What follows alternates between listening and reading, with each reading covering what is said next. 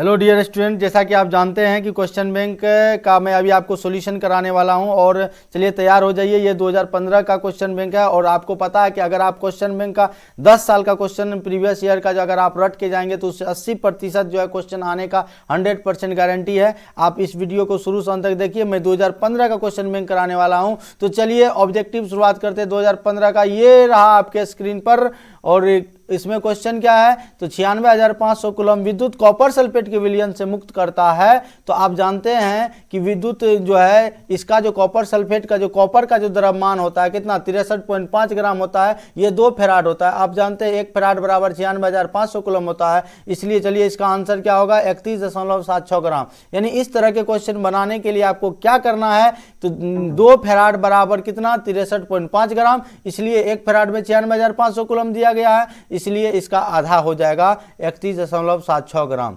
Next, XeF4 का आकार होता है और इसका आंसर सही आंसर होगा स्क्वायर प्लानर। XeF4 का जब आप प्रसंकरण निकालेंगे तो 1/2 valence electron plus monovalent atom से, और इसका आकार क्या होता है स्क्वायर प्लानर। आप याद रखिए XeF4 का आकार होता है स्क्वायर प्लानर।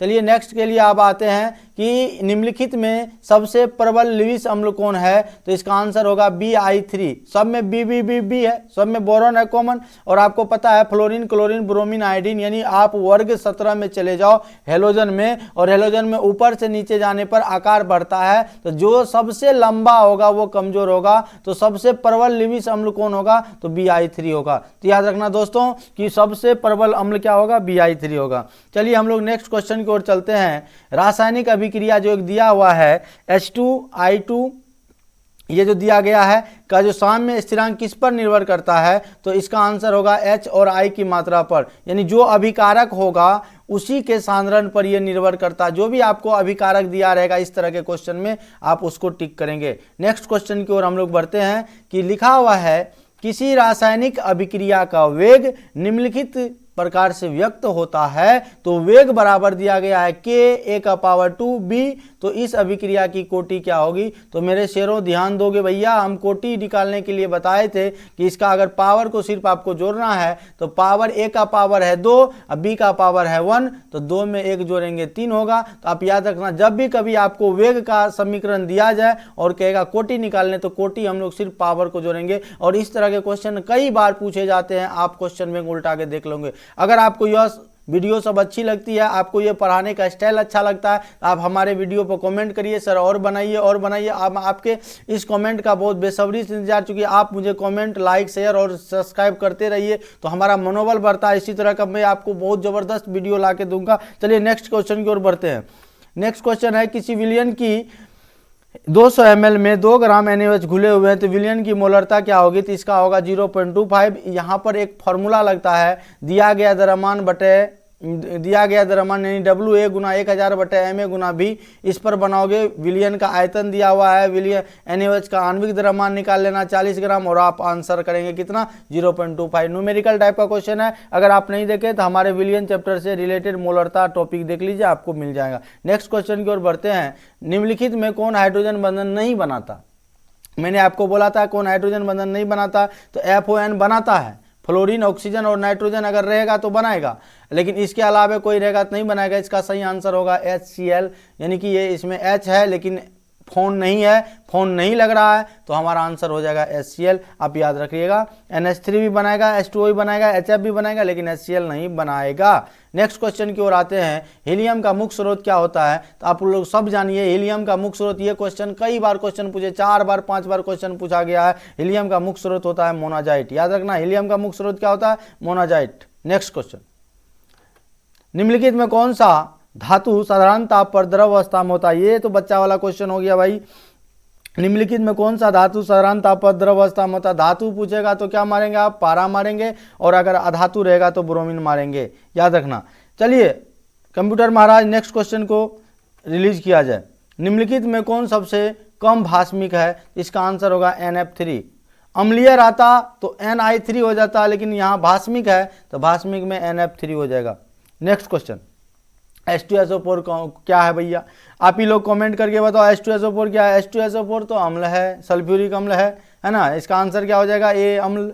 नेक्स्ट क्वेश्चन, अब आपके स्क्रीन पर दिख रहा है निम्नलिखित में कौन हरात होता है। जैसा कि आप जानते हो कि मैंने जो आपको जो पीडीएफ पर प्रोवाइड कराया फॉर्मूला चार्ट का, उसी से रिलेटेड बहुत सारे क्वेश्चन है। हरात होता है FeSO4 7H2O को कहा जाता है हरात होता, और CuSO4 5H2O कहते हैं क्या, नीलात होता, और CaSO4 2H2O ये तो किसका फॉर्मूला है, तो ये आपका इप्सम सॉल्ट जिप्सम सॉल्ट जो आप प्लास्टर ऑफ पेरिस ये पढ़े हैं ना, तो उसमें मेरा फॉर्मूला चार्ट में लिखा हुआ है। इसका सही आंसर होगा FeSO4 7H2O। नेक्स्ट क्वेश्चन देखिएगा। नेक्स्ट क्वेश्चन, किस ग्रुप के तत्वों को संक्रमण तत्व कहा जाता है। तो ये जो संक्रमण होता है, संक्रमण का मतलब होता है बीच में, और बीच का मतलब होता है जो S ब्लॉक और P ब्लॉक के बीच होगा। तो S ब्लॉक और P ब्लॉक के बीच अगर आप आवर्त सारणी देखे होंगे तो S ब्लॉक और P ब्लॉक के बीच कौन होता है, D ब्लॉक होता है। तो आंसर हमारा हो जाएगा D ब्लॉक।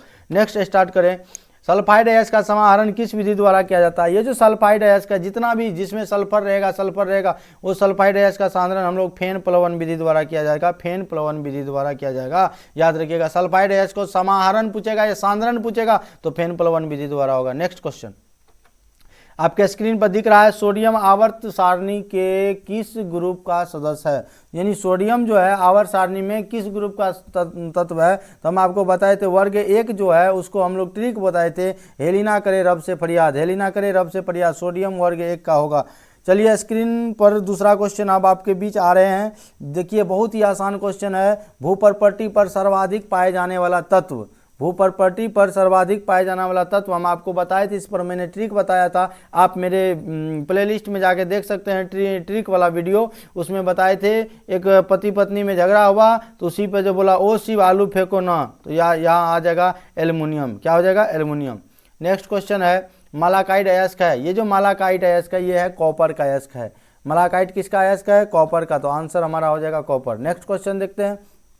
अब आपके स्क्रीन पर दिख रहा है कॉपर पैराइड का सूत्र क्या है। ये भी फार्मूला चार्ट से ही रिलेटेड है। कॉपर पैराइड का फार्मूला जो होता है CuFeS2 होता है। ये आपका सही आंसर है। चलिए ठीक या महाराज जी बोल दिया। चलिए आप भी आपको अगर पसंद आ रहा है जल्दी जल्दी शेयर करते जल्दी। नेक्स्ट क्वेश्चन अब देखिए, अब आपके बीच आ रहा है एल्युमिनियम का अयस्क कौन है। एल्युमिनियम का अयस्क हम आपको बताए थे हेमाटाइट, मैग्नेटाइट की रही तो लोहा का अयस्क है। बॉक्साइट, क्रायोलाइट, कोरंडम, ये जो है हम बोले थे, इस पर एक ट्रिक बताए थे, आयला कॉन्डम का बॉक्स गिरा है ना। एक लड़का बोले थे, एक लड़का के जेब से कॉन्डम का बॉक्स गिरा, उसी पे पड़ोसिया लड़का उसको चिल्लाया आयला कॉन्डम का बॉक्स गिरा। आयला मतलब ये एल्युमिनियम, कॉन्डम मतलब कोरंडम, बॉक्स मतलब बॉक्साइट। तो आंसर हमारा हो जाएगा बॉक्साइट। समझ में आ रहा है। चलिए नेक्स्ट, K4FeCN का होल 6 होता है। जिसमें भी बिग ब्रैकेट आपको लगा हुआ रहेगा वो आपका जटिल लवण होगा। जिसमें भी बिग ब्रैकेट लगा हो रहा क्या होगा, जटिल लवण होगा। आप याद रखेंगे। नेक्स्ट क्वेश्चन कंप्यूटर महाराज के स्क्रीन पर देखिए, आपको दिख रहा है एल्कीन का सामान्य सूत्र होता है। हम आपको बताए थे हाइड्रोकार्बन जो है 2 प्रकार के होते हैं, संतृप्त और असंतृप्त। संतृप्त बताए थे एल्केन, और असंतृप्त में एल्कीन और अल्काइन। एल्केन का सामान्य सूत्र होता है CnH2n+2, एल्कीन का CnH2n। तो हमारा आंसर क्या हो जाएगा, CnH2n। अगर अल्काइन का पूछता तो CnH2n-2 हो जाता। चलिए कंप्यूटर महाराज नेक्स्ट क्वेश्चन को शो किया जाए। तो देखिए नेक्स्ट क्वेश्चन आपके बीच आ गया है, जिसका क्वेश्चन का नाम है इथेन में कार्बन का प्रसंकरण या संकरण क्या है। प्रसंकरण निकालने का मैंने आपको बताया था। कोई भी अगर कार्बनिक यौगिक है उसका प्रसंकरण निकालने के लिए आपको सिग्मा बॉन्ड को जोड़ना पड़ेगा। इथेन का स्ट्रक्चर बना दीजिए, कार्बन को 4 बॉन्ड मिलेगा और इसका प्रसंकरण हो जाएगा sp3। 4 बॉन्ड होगा तो sp3, 3 बॉन्ड होगा तो sp2, 2 बॉन्ड होगा तो sp। तो इसका आंसर क्या होगा, sp3। भूलिएगा नहीं। नेक्स्ट क्वेश्चन है, अब आपके स्क्रीन पर दिख रहा है, ये ऑर्गेनिक से रिलेटेड क्वेश्चन है। कैल्शियम फॉर्मेट का शुष्क सरवन देता है। कैल्शियम फॉर्मेट का जब शुष्क सरवन देते हैं तो फॉर्मल्डिहाइड देता है या मिथेनल बोल सकते हो। ए ऑप्शन में जो है HCHO है, इसका IUPAC नाम मिथेनल है और इसका कॉमन नाम फॉर्मल्डिहाइड है। तो याद रखना, कैल्शियम फॉर्मेट का शुष्क सरवन क्या देता है, फॉर्मल्डिहाइड देता है। यानी फॉर्मल्डिहाइड का सूत्र होता है HCHO। नेक्स्ट क्वेश्चन कंप्यूटर महाराज शो किया जाए हमारे स्टूडेंट के लिए। सामान्य ताप एवं दाब पर किसी गैस के 1 मोल का आयतन क्या होता है। हम आपको बताए थे, कई बार ये क्वेश्चन बताए थे। दुनिया का कोई भी गैस हो, अगर वह सामान्य ताप एवं दाब लिखा हुआ रहेगा, अगर वह 1 मोल है, उसका आंसर होगा 22.4 लीटर। कितना होगा, 22.4 लीटर। 1 मोल गैस का आयतन STP हो या NTP हो, इसी को हिंदी में बोलेंगे सामान्य ताप एवं दाब पर 1 मोल गैस का आयतन कितना होगा, 22.4 लीटर। चलिए नेक्स्ट क्वेश्चन आपके स्क्रीन पर चलिए ये दिख रहा है, एवोगाड्रो संख्या बराबर है, हमने आपको बताया था ये जो एवोगाड्रो संख्या है ये होता है 6.023 इंटू 10⁻23। नेक्स्ट क्वेश्चन देखिए, अब आपके बीच आ रहा है इथाइन में पाई बॉन्ड की संख्या क्या होती है।